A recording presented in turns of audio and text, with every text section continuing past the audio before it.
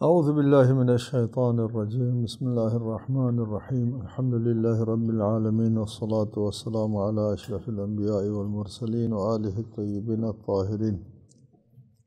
اعوذ باللہ من الشیطان الرجیم بسم اللہ الرحمن الرحیم یسألونک عن الانفال قل الانفال للہ والرسول فاتقوا اللہ واصلحوا ذات بینکم وَأَطِيعُوا اللَّهَ وَرَسُولَهُ إِن كُنتُم مُّؤْمِنِينَ۔ سورہ انفال آیت 1۔ لوگ آپ سے انفال کے بارے میں سوال کرتے ہیں، کہہ دیجئے انفال اللہ اور اس کے رسول کا مال ہے۔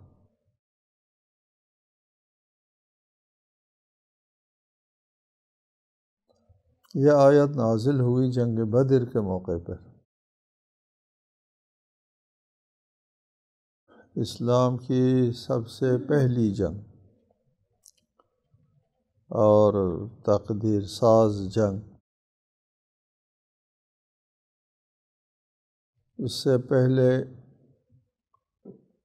اسلامی نظام کے تحت کوئی جنگ لڑی نہیں گئی تھی۔ پہلا تجربہ تھا مسلمانوں کے لیے۔ اس وجہ سے جنگ ختم ہونے کے بعد جو غنیمت ہاتھ لگی اس کے بارے میں بدریین میں اختلاف ہو گیا۔ اصحاب بدر میں جن لوگوں نے شرکت کی ہے ان کا ایک خاص مقام ہوتا ہے، خاص فضیلت کے مالک ہوتے ہیں بدریون۔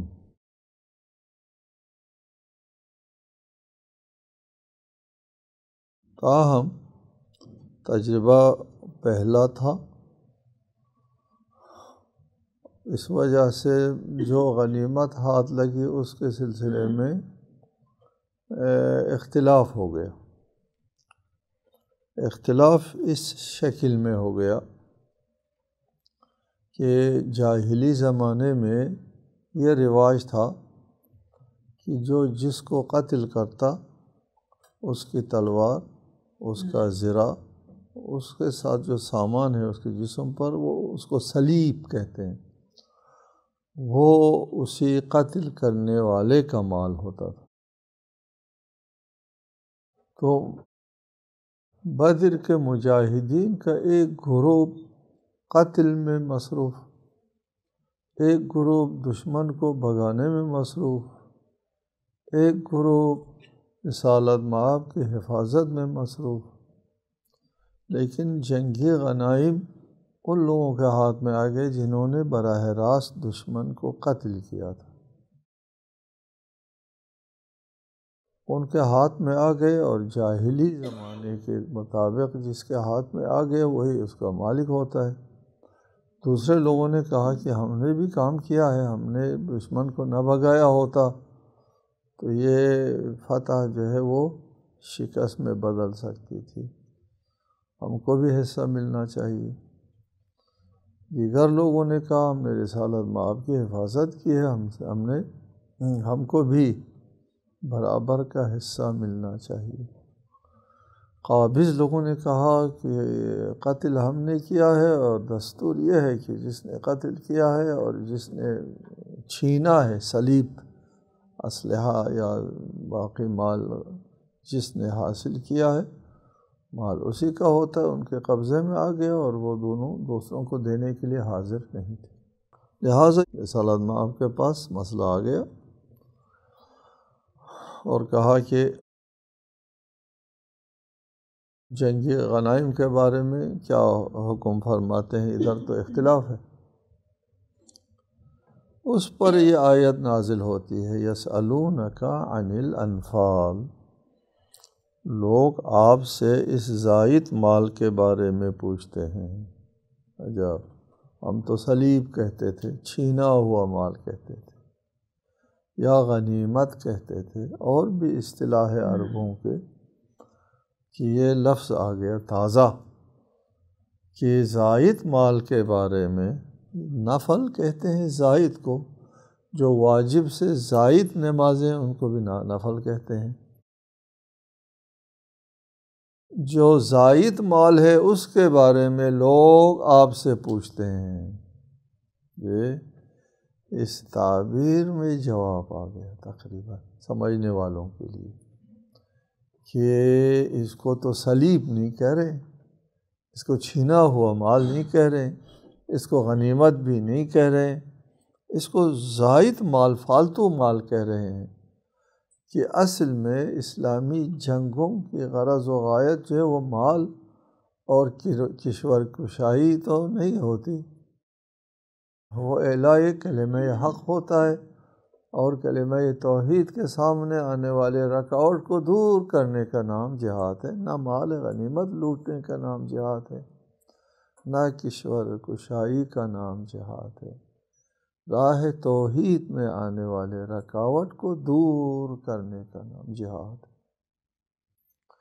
اگر اس میں آپ کو ضمناً کوئی مال بھی مل گیا ہے تو اصل غرض و اصل غایت جو ہے اس سے زائد چیزیں، انسان کے اصل غرض کے حصول اور عدم حصول میں نزاع ہو سکتا ہے، کسی زائد چیز میں نزاع نہیں ہو سکتا، تاہم یہ زائد چیز ہے تو بھی یہ للہ، تمہارا مال نہیں ہے، یہ اللہ کا مال ہے۔ قُلِ الْأَنْفَالُ لِلَّهِ وَالرَّسُولِ، یہ اللہ اور رسول کا مال ہے، تمہارا نہیں ہے، جمع کرو ادھر رسول کے پاس دے دو۔ نہ جن لوگوں نے سلب کیا ہے، جس کو سلیب کہتے ہیں، نہ ان لوگوں کو ملے گا، نہ دوسروں کو، کسی کو بھی نہیں ملتا، یہ اللہ اور رسول کا مال ہے، تمہارا مال سرے سے ہے ہی نہیں، ان سے حق ملکیت سلب کر لی۔ ٹھیک ہے جی۔ یہاں آیت کا شان نزول جنگ بدر، مسئلہ پیش آیا تھا جنگ بدر میں، غنیمت کا مسئلہ پیش آیا تھا، اس مناسبت سے صرف اس غنیمت کے بارے میں بات نہیں کی، انفال کہہ کر غنیمت و غیر غنیمت بہت سے چیزوں کے بارے میں ابھی ہم آپ کو گن کے دیتے ہیں۔ فقہ جعفریہ کے مسلک کے مطابق انفال کس کو کہتے ہیں؟ باقی مسلمانوں میں اختلاف ہے، انفال کس کو کہتے ہیں؟ بعض لوگوں نے کہا ہے انفال غنیمت کو کہتے ہیں، انفال کہہ دے غنیمت کہہ دے ایک بات ہے۔ بعض لوگوں نے کہا جو مشرکین سے کوئی کنیز، کوئی غلام، کوئی گھوڑا چھٹ کر کے آ گیا ہے اس کو انفال کہتے ہیں، غنیمت کو نہیں کہتے، غنیمت لڑنے والوں کا مال ہوتا ہے، یہ چھٹ کر کے آ گیا ہے، کسی کافر کے جاتے ہوئے کوئی گھوڑا رہ گیا، کوئی زرہ رہ گیا تھا کہیں، اس قسم کے جو مال ہے اس کو زائد مال کہتے ہیں، غنیمت سے زائد ہے، اور یہ خدا اور رسول کا مال ہوتا ہے، ورنہ یہ غنیمت نہیں ہے۔ انفال بعض لوگ کہتے ہیں غنیمت نہیں ہے، غنیمت تو اللہ اور رسول کا نہیں ہوتا ہے، غنیمت تو لڑنے والوں کے لیے تقسیم کرنا ہوتی ہے، اس میں تو کہا ہے خدا اور رسول کا ہے، لڑنے والوں کا مال نہیں ہے، تو لڑنے والوں کا مال جو ہے جو نہیں ہے وہ یہی ہے جو مشرکین سے جو مال چھٹ کر کے رہ گیا وہ اللہ اور رسول کا ہے۔ انفال سے مراد یہ ہے، ایک نظریہ یہ۔ تیسرا نظریہ ہمارا نظریہ ہے، ہمارا نظریہ ہمارے ائمہ علیہم السلام کی طرف سے جو روایت ہے، رسول اللہ کی روایت ہے، اس کی روشنی میں یہ ہے کہ انفال سے مراد جنگی غنیمت بھی ہے، وہ بھی نفل میں ہے، اس کا مالک خدا اور رسول ہے، لوگ نہیں ہیں، لڑنے والے نہیں ہیں۔ خدا اور رسول کی ملکیت میں آنے کے بعد پھر سہام کہتے ہیں شیئر، سہام کی تقسیم کا حکم آتا ہے کہ رسول اس مال کو اس طرح تقسیم کرو۔ وہ بتایا ہے وَاعْلَمُوا أَنَّمَا غَنِمْتُم مِّن شَيْءٍ فَأَنَّ لِلَّهِ خُمُسَهُ، خمس نکالو، باقی 4 جو ہے وہ حصے جو ہے اس طرح غنیمت جو لڑنے والے ہوتے ہیں ان کو دے دو۔ کون دے دیں؟ رسول۔ رسول بعنوان ولی امر مالک ہوتا ہے۔ اس کا مطلب یہ ہے کہ یہ انفال ریاست کی ملکیت کا ذکر ہے، اسلامی ریاست کی ملکیت ہے۔ قل الانفال للہ والرسول، انفال اللہ اور رسول کی ملکیت ہے، یعنی یہ اسلامی ریاست کی ملکیت ہے، جس کو آج کل لوگ کہتے ہیں اسٹیٹ پراپرٹی ہے، لوگوں کا اس کے ساتھ حق نہیں ہے۔ پھر اسلامی ریاست کی طرف سے لڑنے والوں کو اتنا ملے گا اور باقی لوگوں کو اتنا ملے گا۔ وہ کس طرح تقسیم کرنا ہے وہ اس آیت میں بیان فرمائے وَاعْلَمُوا أَنَّمَا غَنِمْتُم مِّن شَيْءٍ، وہاں لفظ غنیمت استعمال کیا ہے کیونکہ لوگوں میں تقسیم کرنا ہے۔ ادھر انفال کہا ہے، انفال کہہ دیں، غنیمت کہہ دیں، فے کہہ دیں۔ فے یہ 3 تعبیر ہے یہاں پر، غنیمت، انفال، فے۔ انفال کا ذکر یہاں آیا ہے، غنیمت کا ذکر وَاعْلَمُوا أَنَّمَا غَنِمْتُم مِّن شَيْءٍ میں آیا ہے۔ فے جو ہے وہ سورہ حشر میں تقریباً سورہ حشر میں ذکر آیا ہے وَمَا أَفَاءَ اللَّهُ عَلَىٰ رَسُولِهِ مِنْهُمْ فَمَا أَوْجَفْتُمْ عَلَيْهِ مِنْ خَيْلٍ وَلَا رِكَابٍ، جس پر تم لوگوں نے گھوڑے نہیں دوڑائے اور اونٹ نہیں دوڑائے، یعنی جنگ نہیں لڑی گئی۔ بغیر جنگ کے کوئی چیز ہاتھ لگتی ہے وَأَفَاءَ اللَّهُ عَلَىٰ رَسُولِهِ، اللہ تعالیٰ نے اپنے رسول کی آمدنی بنا دیا ہے۔ فَأَيَّفِ وہ آمدنی کہتے ہیں، واپس آنے کو کہتے ہیں۔ فے کہتے ہیں، فے خاص خصوصی طور پر رسالت مآب کی ملکیت ہے۔ افاء اللہ علی رسولہ، یہ بغیر جنگ کے جو مال ہاتھ آتا ہے وہ رسول کی ملکیت ہے، رسول بعنوان ولی امر ملکیت ہے۔ انفال بھی اسلامی ریاست کی ملکیت ہے، البتہ بعض فے ہے جو رسول اللہ کے بعنوان شخص بھی مالک تھے، بعنوان ولی امر نہیں، بعنوان شخص بھی مالک تھے۔ اس پر ہم کسی اور موقع کے اوپر آپ کو بتا دیں گے کہ ان دونوں میں فرق کیا ہے، کہ رسول شخصی ملکیت ہے یا بعنوان ولی امر ملکیت ہے۔ انفال بعنوان ولی امر میں رسول اللہ مالک ہے اس کے۔ انفال میں ہمارے نزدیک انفال میں غنیمت جنگی بھی شامل ہے، فے بھی شامل ہے، اور معادن جو معدنیات نکلتے ہیں وہ بھی انفال میں شامل ہیں، اور غیر آباد زمینیں، پہاڑ کی چوٹیاں، جنگل، جس مال کا کوئی وارث نہیں ہے، بادشاہوں کے مال جو کسی بادشاہ کے شکست کھانے کی وجہ سے اس کے جو ذاتی جو املاک ہوتے ہیں بادشاہ کے، وہ بھی اسلامی ریاست کا مال ہوتا ہے۔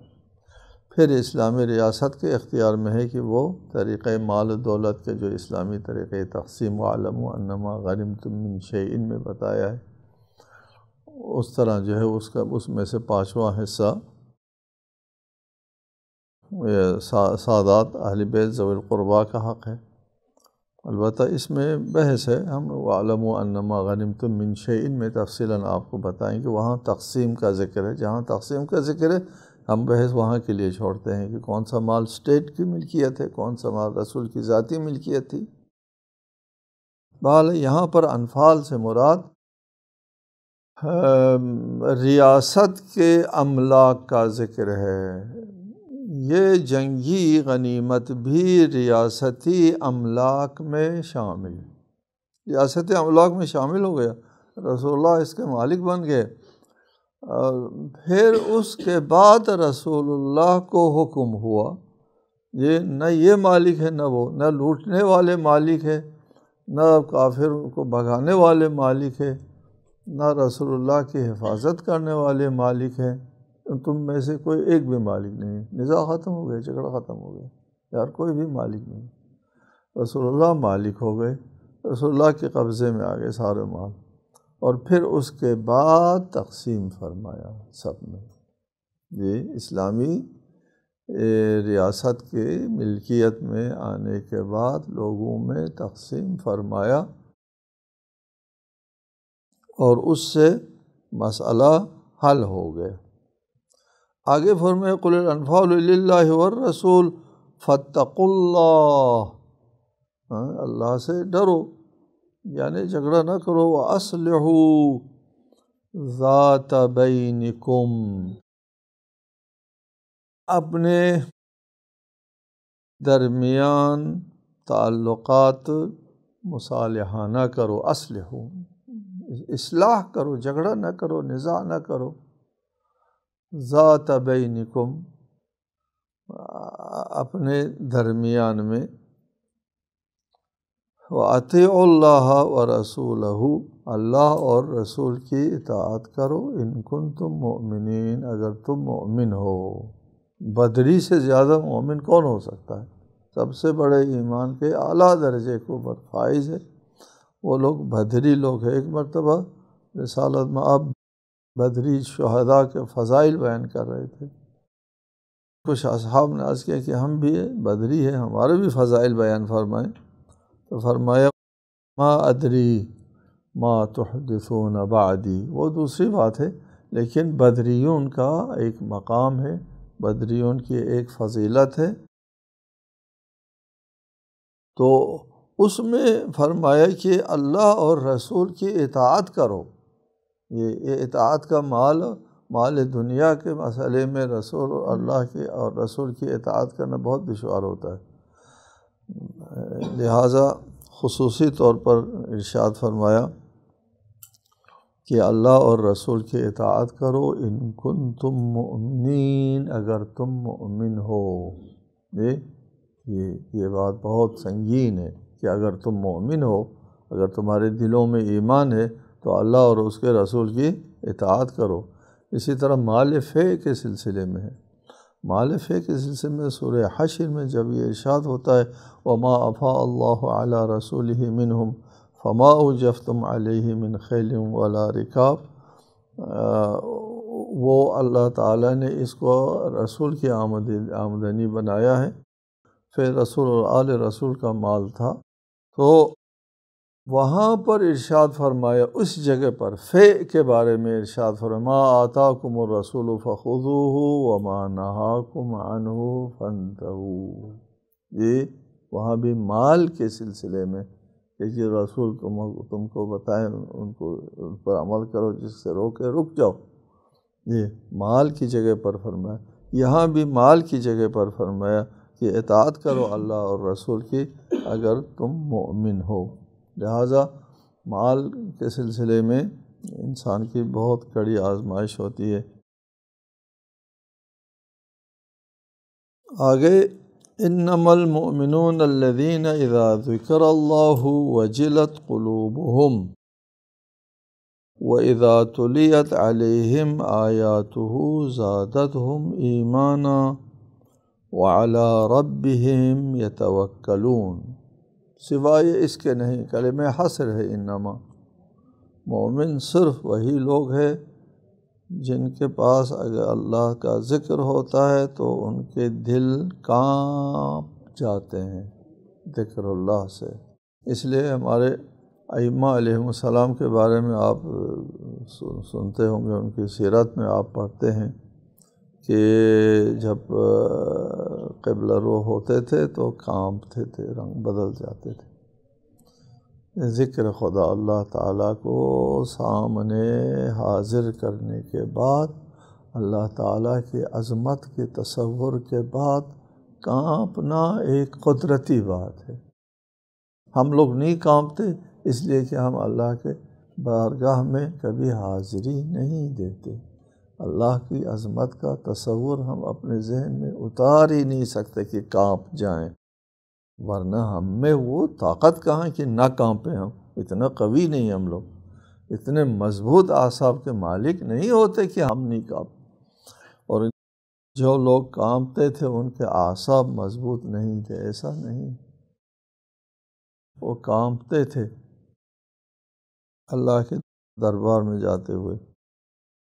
وہ ہے ایمان، ایمان کی علامت۔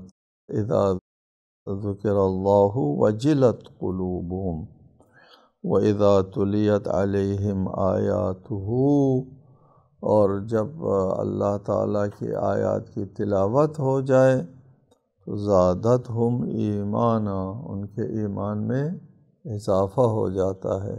وَعَلَىٰ رَبِّهِمْ يَتَوَكَّلُونَ، اور اللہ کے اوپر توکل اور بھروسہ کرتے ہیں، اپنا کا سارا معاملہ اللہ کے سپرد کرتے ہیں۔ وَفَوِّضُ أَمْرِي إِلَى اللَّهِ، یہ اسی کا سپرد کرتے ہیں، اپنی سی کوشش کر کے نتیجہ اللہ کے سپرد کرتے ہیں، نہیں کہ کچھ نہ کریں اور بیٹھے رہیں، اللہ کے سپرد کریں۔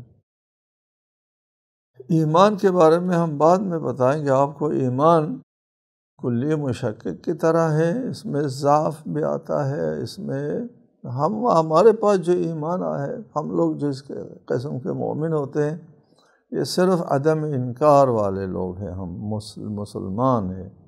ایمان کے درجے میں پتہ نہیں ہم لوگ داخل بھی ہوتے ہیں یا نہیں ہوتے ہیں۔ یہ درست ہے، محبت اہل بیت سے ہی ایمان کے درجے میں داخل ہو سکتا ہے، لیکن کیا محبت اہل بیت کے بعد بھی ہمارے دل میں ایمان آیا ہے؟ ایمان کی کوئی آیت ہمارے سامنے تلاوت ہو جائے تو ہمارے ایمان میں اضافہ ہو جائے، پتہ چلا ایمان میں اضافہ بھی ہوتا ہے، پتہ چلا ایمان میں کمزوری بھی ہوتی ہے، اسی آیت سے پتہ چلتا ہے۔ ایمان میں کمزوری بھی ہوتی ہے، ایمان میں اضافہ بھی ہوتا ہے، اور ایمان میں اضافے کی ایک صورت یہی اللہ تعالیٰ کی آیات کی تلاوت ہے، اور آفاق و انفس میں جو اللہ تعالیٰ کی آیات ہیں ان کا مطالعہ ہے، غور و فکر ہے، اللہ تعالیٰ کی معرفت کا حصول ہے، اور اللہ تعالیٰ کی معرفت رکھنے والوں کی سیرت کا مطالعہ ہے۔ اس کے بعد ہمارے ایمان میں اضافہ ہو سکتا ہے۔ السلام علیکم ورحمۃ اللہ۔